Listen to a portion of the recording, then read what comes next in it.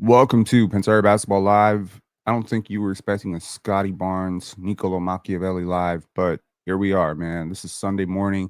Grab your coffees. Let's get to it. That's an OG callback. I sometimes, have scheduled content like our season preview, content like our 2K rebuild, content like our Eastern Conference, Western Conference previews, content like the top 50 seasons of Raptors history. Those are all in the works. Those are all happening. They're going to be coming out in the next 3-4 days. So why am I talking about this? This is such a strange topic, but honestly, sometimes I read up something, I start thinking about something. It's like I have a thought bubble, and I'm like, you know what? I got to talk about this because something just clicked in my mind. I'm not a huge, Machiavelli fan. I'm not someone who's devoted my life to his ideals and his principles. But I think someone who might benefit from his wisdom might be this man right here, Scotty Barnes. Chris Cam saying, "Where you got Scotty? I seen a video. They have him 36 out of top 40." Well, some of this stems from the fact that yesterday, one of my favorite Instagram accounts, Raptors Insider, came on here and said, "I don't think Scotty Barnes is number one." And I often wonder, where does this stuff come from, right? Because I mean, he's a 22-year-old all-star. He's a former rookie of the year. You look at the class of players who've accomplished that. He averages pretty much 28 and 7, 28 and 6. When you look at players who've averaged that, he has more win shares, more higher box plus minus, higher value over replacement over Cade Cunningham. Why is it that the reputation of Scotty Barnes lags so far behind what I perceive to be at least the reality of Scotty Barnes? And I think, even though I don't have a friggin' answer for it, I think Machiavelli does. So I started listening to Machiavelli. And so in this video, I'm going to take you through the philosophy of appearances from the Prince. Okay. It's the Gary saying, in my opinion, Scotty is one of the most underrated players in the NBA. I agree with you for sure. But I think it's more impressive and perhaps more beneficial to understand why is he so underrated. So I'm going to take you through the philosophy of Machiavelli as it pertains to appearances. This is going to follow the flow of several lives that I've done over the last couple of months, which are going to be both like The Shadow, where we looked into Jungian philosophy as a means of explaining Scotty Barnes. Well, now, Carl Jung couldn't do it. So let's see if, Niccolo Machiavelli can do it, right? Sometimes philosophers probe into interesting things. And I think for people who have delved into the Prince and Machiavellian philosophy in general, you probably, even if you weren't aware of what he's talking about, once you become aware of what he was talking about, you start seeing it everywhere. Like in every walk, every facet of your life, you start looking around your office, you start seeing it. You start seeing it in sports. You certainly see it in politics. It's a little bit like The Godfather. If you've never watched The Godfather, I promise you've seen 1,000 references to The Godfather. You've heard 1,000 references to The Godfather. Someone has at some point randomly come up to you and said, "Let me make you an offer you can't refuse." And you just like, that's cute, but you didn't realize it was from The Godfather. Machiavelli is a very prolific philosopher, writer, and influential, political mind. And I think his writing really articulates perfectly what's happened with Scotty Barnes. So let's delve into a few quotes from Machiavelli. One from the Prince: "Everyone sees what you appear to be, few experience what you really are."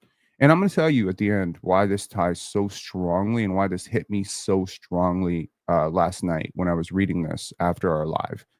Like, it was just something that just kind of clicked in my head. And I was just like, oh my God, I'm doing life all wrong. And I didn't even realize it because I've been going the wrong way for like the last 5 years with this channel, with my basketball career, with everything. And I just didn't realize. And then I'm like, maybe Scotty's doing something very similar. So the appearance of, right? How does the average person gauge value on a basketball court? Do they look at the game film like Darko Rajakovic and Masai Ujiri? No. Are they scaling Scotty Barnes' defensive impact, his assist generation? Samson Folk, he does these, he talks about assist advantage or advantage creation assists, right? So he tracks every individual pick and roll possession, every individual assist, and he goes and sees this court and he says, like, okay, What was the situation and how did Scotty make it better? Does the average fan do the work that Samson Folk is doing? No. Does the average fan go and break down every single game like I'm doing? No. What the average fan does is they flick open the Toronto Star or ESPN.com and say 8 points, 6 rebounds, 4 assists. I'm not impressed. Beyond that, they also veer a little bit heavily, perhaps, into the perception of others, specifically American media. What is the American media saying about Scotty Barnes? Are they talking about him like a top 10 player, top 15 player? Are they talking about him like a generational superstar? How often have we, as Toronto Raptor fans, taken our marching orders on who is valuable and who is not valuable by reading what Bill Simmons and Stephen A. Smith have to say? Appearances, reality. Are you focused on the right thing? And am I focused on the right thing? Because I have always, well, not always, I have been so fixated on this concept of reality, so fixated on this idea that the truth will rise, that who people are is what's the most important, that what these political, people, but then why is it that I am so in the minority here? Why am I so not political? Why is it that when I go on the panel, there's a lot of people who are political? Swiper, with his plausible deniability clauses, every way center navigating basketball talk as if he's a fucking lawyer.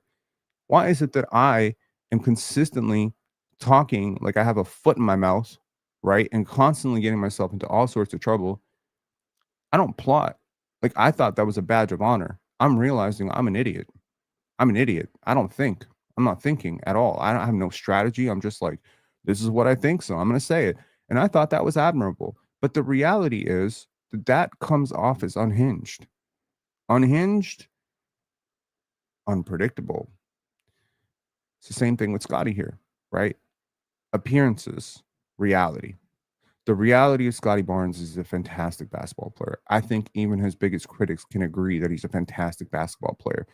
But when Scotty Barnes goes with the camera running in his face and says, NBA players are really good, when Scotty Barnes has these lowlights where people like all over the internet are calling him acoustic, and he's goofy and he's affable and he's funny and he does these Twitch streams.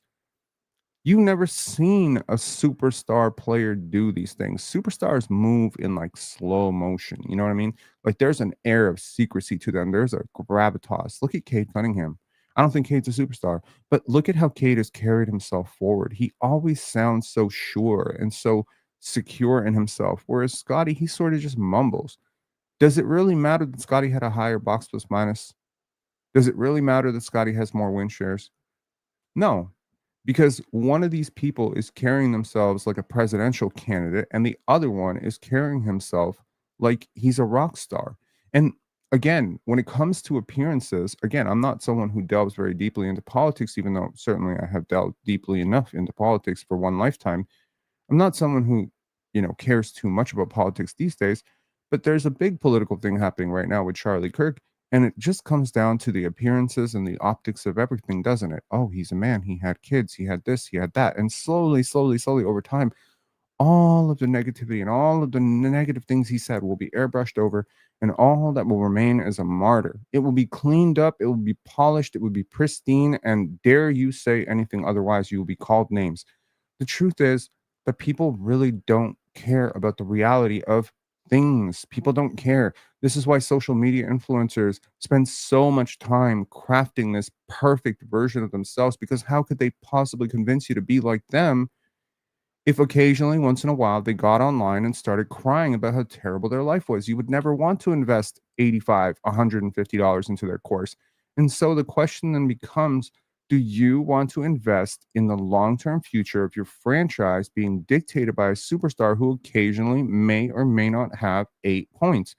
Why is it that other star players, young star players like Jalen Green, Cade Cunningham, despite their considerable inefficiency, will continuously jack up shots until they hit the metric of 20 points?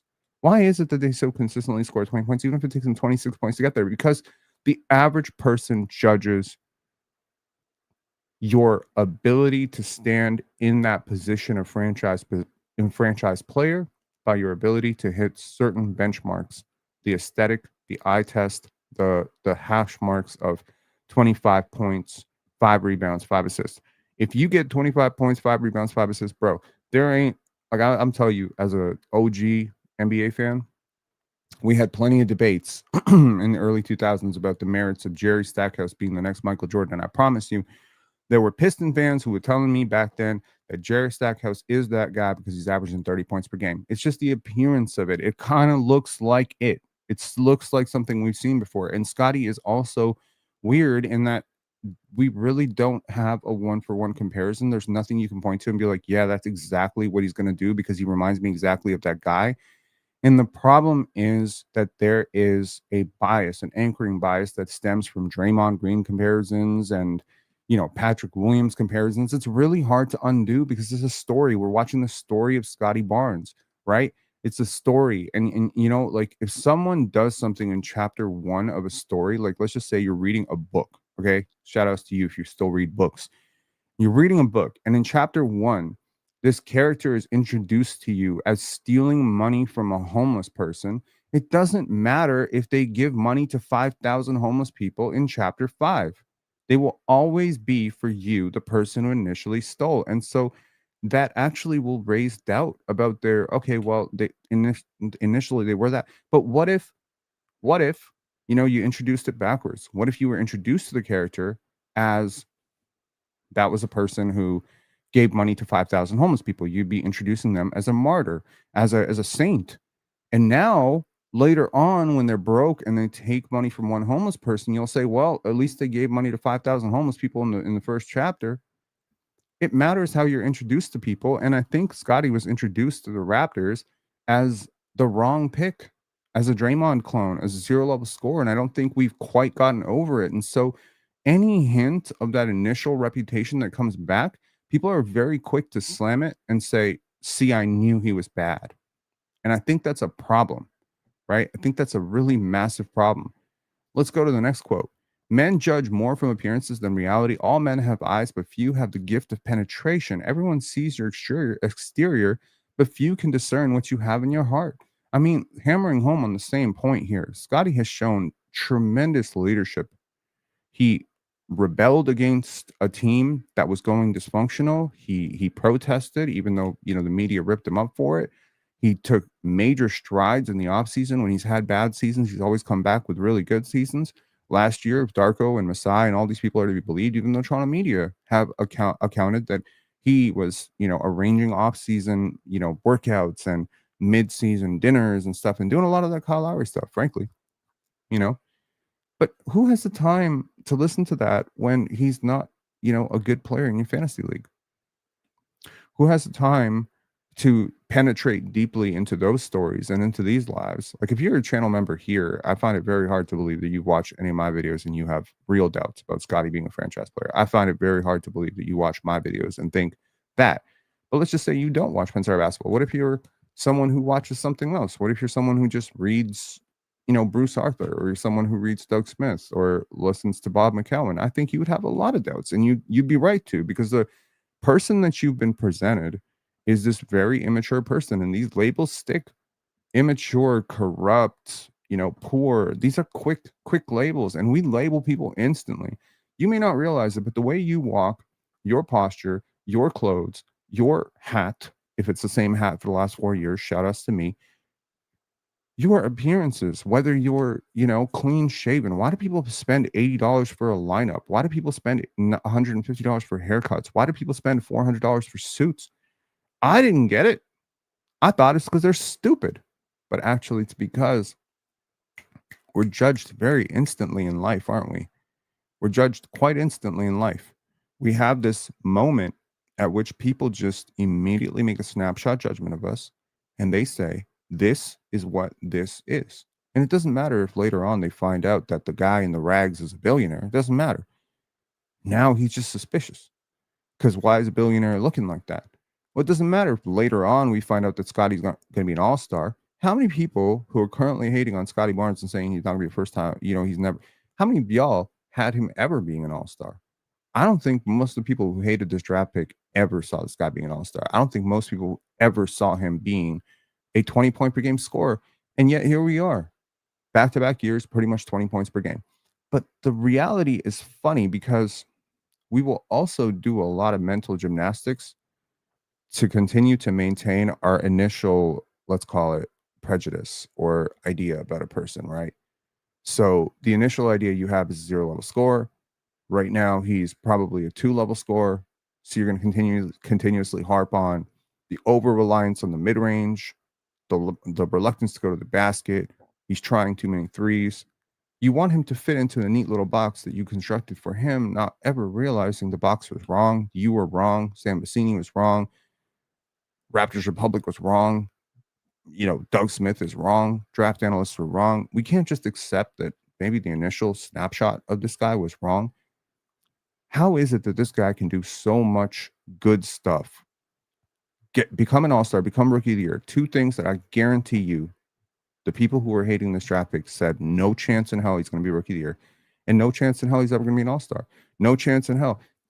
33% season from three, and I think most people would have said 33% would be the career peak. But he hits 33%, and people say it's not 36%. He'll hit 36%, and people say, well, it's not 38%. He'll average 20 points per game, but people will point to maybe the turnovers. He'll average more assists, but people will point to the defensive regression. He'll be defensive player of the year adjacent in terms of his defensive impact, and people will point to a down year in free throw shooting. People really don't care about the truth. They are very invested in keeping this idea that this guy is just not good. And maybe it's not even that he's not good, but that he's not suited for this role. Because him being suited for this role disrupts a path of reality that you've been on for 4 or 5 years with this guy. And I think a lot of people in the NBA are on this path, and perception matters. Perception really does matter. If he's not seen as a star by you, by the league, by fans, well, maybe the Raptors will never get the favorable whistle that stars often get. He's going to have to do a lot of work to compete with these narratives that are trying to destroy his reputation here. The lion cannot protect himself from the traps, and the fox cannot defend himself from the wolves. One must therefore be a fox to recognize traps and a lion to frighten wolves. What does this mean? And this is something that I've never really completely understood, that you have to be two different people at two different times with two different situations. But this is kind of Scotty's curse, right? Super honest, super authentic. He tells you what he thinks. If he doesn't want to talk, he's not very talkative. Fred VanVleet was the absolute example of Machiavellian, power structure, right? He understood how to get it. He understood how to finesse media. He understood how to finesse favors. He understood how to, navigate the appearances of things, right? Consistently calling himself the leader. And meanwhile, you have Scottie Barnes, who is reluctant to even accept that he is the leader. He's just like, oh, we're all leaders. Fred VanVleet would never do that. Fred VanVleet's like, yes, of course, you've thrust me into this leadership position, and I am president. I think Scotty has gotten better at this, though, by the way. I think he's gotten a lot better at speaking to the media. In that entire MikeGate situation, if y'all remember the MikeGate, hot mic situation, that's covering this. That's what this is. So here are my rules that I discovered, reading Machiavelli last night. Number one, people respect the projection of power more than the reality of it, which is to say, the reality of your power, which is to say the reality of your superstar appearances, the reality of your all-star, your first overall pick, your 25-5, your 22-6-7, might be inefficient, might not lead to a lot of winning, but people will respect the reality of it because it's easier to dissect reality than it is to dissect. Sorry, it's easier to dissect the immediate reality than it is to dissect the real reality, which is to say, go deeper into reality. Sorry, little focus issue there. Number two, first appearances linger twice as long as the second. Again, as I said, we build stories, and as we are introduced to characters, everything we learn about those characters from there on builds on what we were introduced to. And so if you were introduced to a convict, that's who you'll always be dubious of. And unfortunately, when the second thing strongly conflicts with the first thing, which is to say you were introduced to a beggar who then turns out to be a billionaire, your first perception is not to overwrite the first thing. your first impulse is to not trust that person going forward. Number three, people do not take time to unpack enigmas. They hate them. And then that's that point. Number four, the masses want to be close to what they lack. And I think this is true. There's a lot of masses who support billionaires, millionaires, multimillionaires, because I think a lot of people, and I think there was an episode of A Closer Look with John Oliver, last week tonight, where he dissected this issue of most people in America think they're going to be millionaires at some point in their lifetime. People really like wealth. People like the symbolism of wealth. They like rappers who are flashy. They don't like rappers who are not flashy. They like celebrities. They like idolize these people, right? And I'm not saying there's anything right or wrong with that. I understand there's like some sort of idolization and, projection and maybe even looking up to people that you want to be more like. I get it. I look up to Masai Ujiri. So sure, for sure. But they do necessarily want to be more like certain people. And I think, you could look at The Godfather, you can look at Batman, you can look at a lot of things for examples of Machiavellian philosophy in motion. But certainly, if you are a man, and this is, shout outs to our 91% male community, if you are a man, you want to, if you are looking to acquire power, you want to be a man that men want to be like and women want to be with. That's the old quote, right? It's true. Number five, there are no points given to the secretly wealthy beggar. And again, that was my point, right?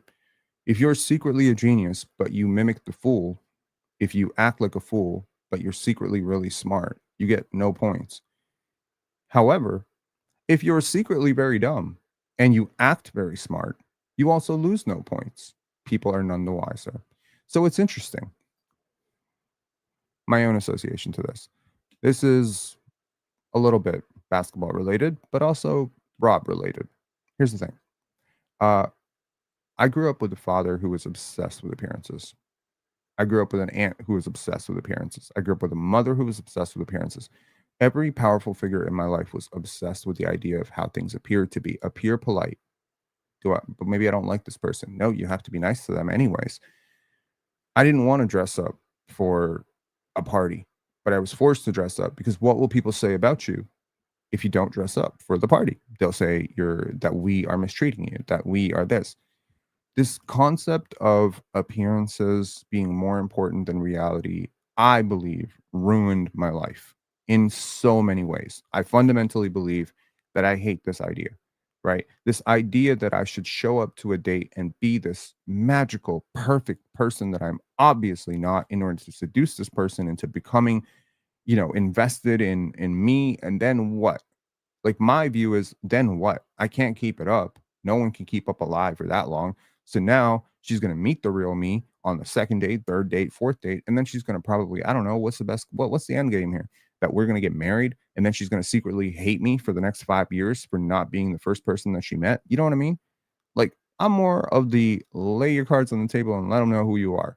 And I've always believed that you just kind of do that. And I think I overdo it sometimes. I really do. I really overdo it. I feel like if people had to guess, they probably think I have one hat, $15 in the bank account, two hoodies, and like no power in my real life. You know what I mean? And I feel like a lot of people who come to disrespect me online, like a lot of people, who have made personal attacks towards me, will always use these types of things. I have shown myself to be a crash out at times. I've shown myself to be impulsive, overreactionary, somewhat emotional, emotionally triggered. I've done a lot of this stuff. And frankly, I have to own it. It's true. I have. I've also overshared.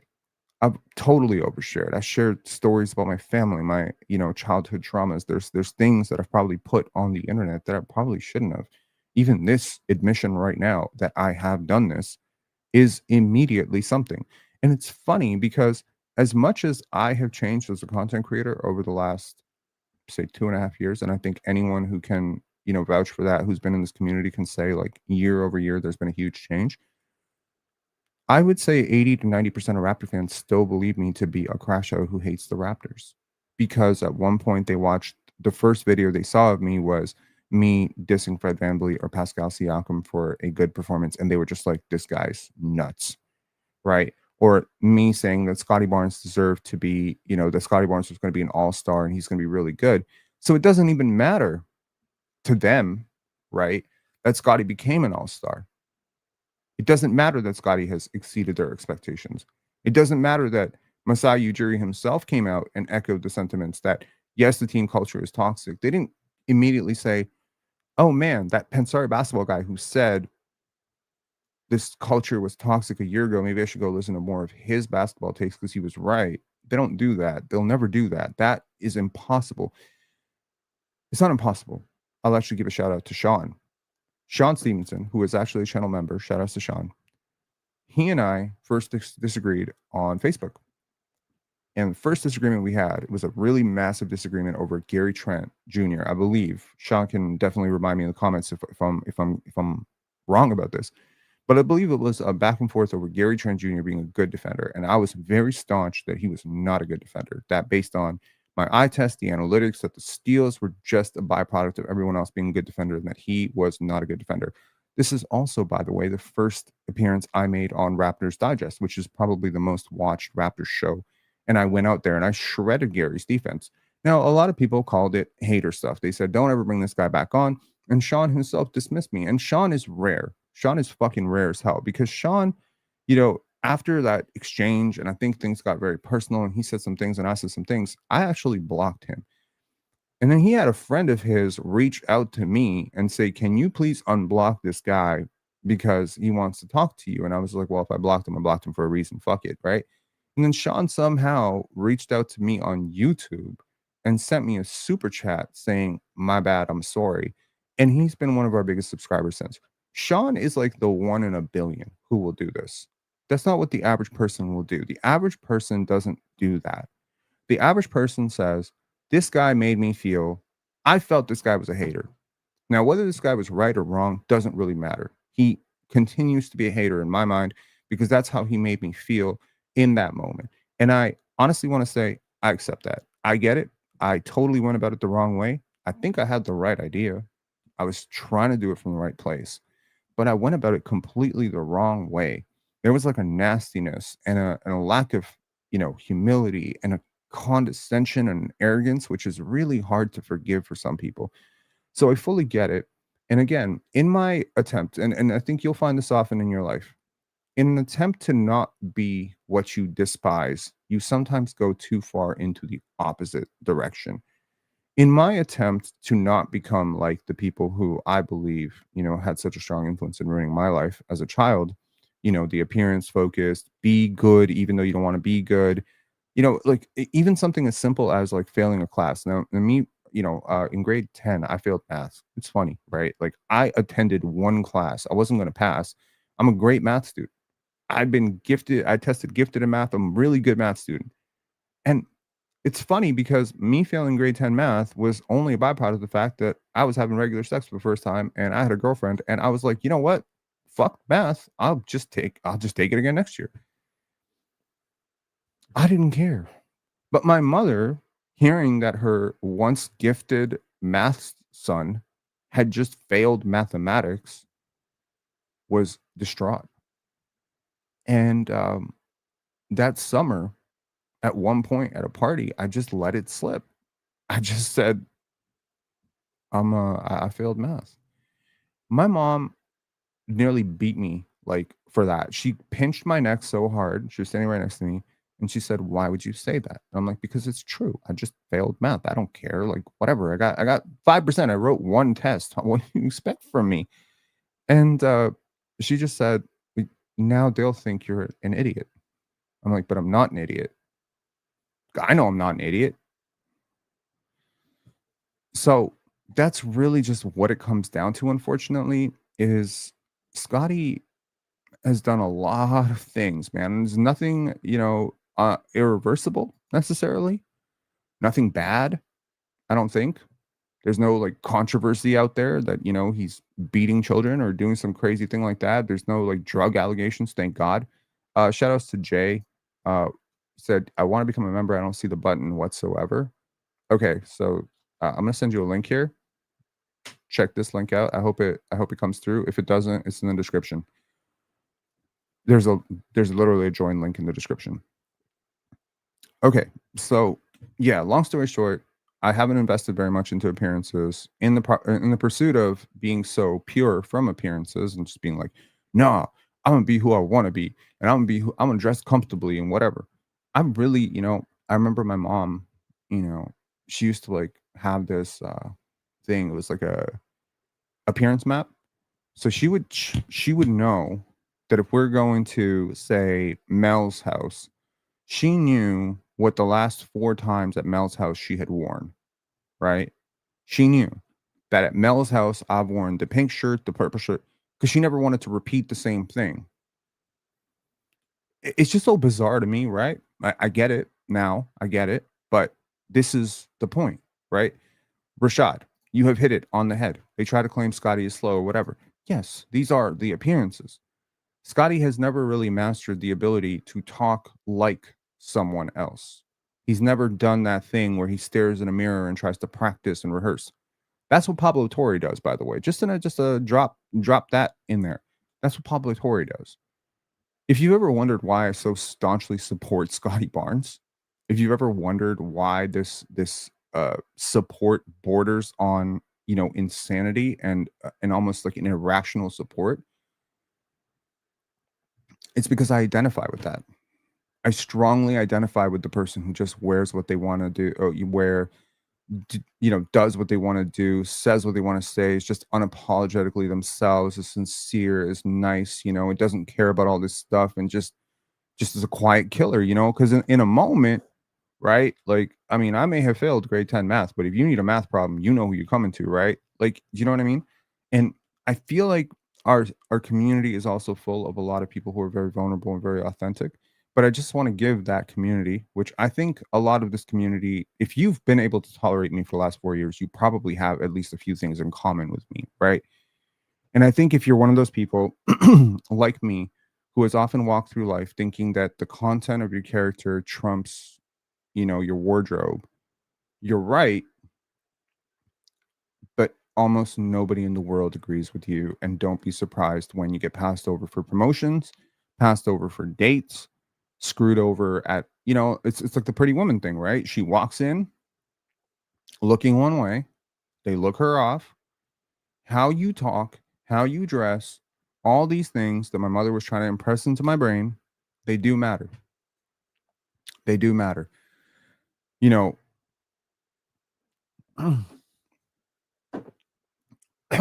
power projects, right? Why do kings and queens live in palaces? Why? Why don't they live in mud huts? Why don't they live in, more modest homes? Why do they dress in such ornate? Is it because it's comfortable? It's not comfortable. Certainly, it's not comfortable to wear a crown. It's not comfortable to be ordained in these like fine jewels and heavy clothing. This is not comfortable. They do it because these garments are rare. Why do people possess original Picassos instead of, I don't know, fucking $50 knockoffs, right? They do that because it's rare. The final point of today is that people acknowledge only what is rare as valuable. People have a mental connection between rare and valuable and readily available and not valuable. Same reason that you won't pay $800 for Heinz ketchup, but you might pay $800 for the first Heinz ketchup ever produced. There's an element of it's still ketchup is ketchup is ketchup. So, in order to succeed, I believe that Scotty Barnes is going to need to undo some of this stuff. And I think it starts with getting rid of the reputation. The first reputation that he has to get rid of is that he's just the best player on a bad team. We need to erase that.